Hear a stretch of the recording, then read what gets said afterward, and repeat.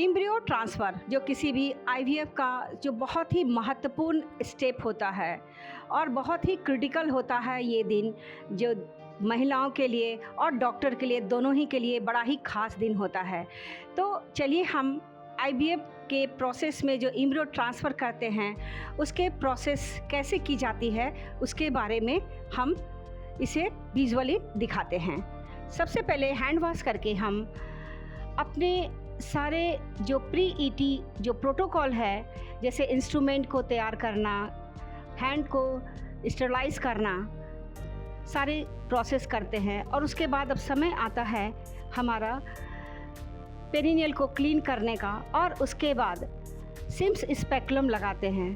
Speculum लगाने के बाद जब सर्विक्स अच्छी तरह से अल्ट्रासाउंड गाइडेड विजुअलाइज हो जाती है तो फिर उसके बाद हम जो मीडिया होती है मीडिया को स्प्रिंकल करते हैं। फिर उसके बाद समय आता है जो हमारा ईटी कैथेटर है उसका जो आउटर कैथेटर होता है उसे अल्ट्रासाउंड गाइडेड यूट्रस में प्लेस करने का, उसे हम सर्विक्स के थ्रू इंटरनल ऑस को क्रॉस कराते हैं और उस जगह पर उसे फिक्स करते हैं।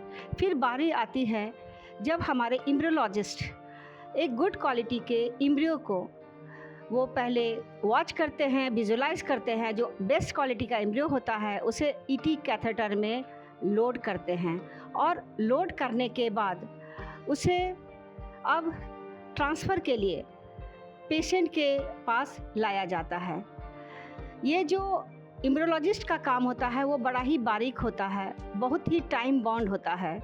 और एम्ब्रियो को लोड करने के बाद हमारे एम्ब्रियोलॉजिस्ट उसे हमारे पास लाते हैं। उसे हम आउटर कैथेटर के अंदर ले जाते हैं और फिर धीरे धीरे उसे हम यूट्रस के अंदर आउटर कैथेटर के अंदर तक ले जाते हैं। और जब प्लेस पर आ जाता है तब उसके बाद हम ultrasound guided slowly proper position पर हम इंटरनल जो कैनुला होता है उसे हम ले जाते हैं। और उसके बाद उसे हम जो एम्ब्रियो है हमारा लोडेड जो डे 5 का एम्ब्रियो है उसे हम पुश करते हैं ताकि वो अपने जगह पर पहुंच सके।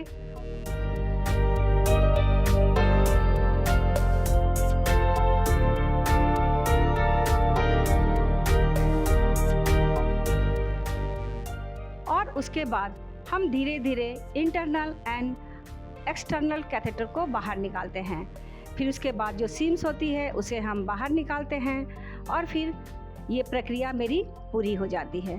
धन्यवाद।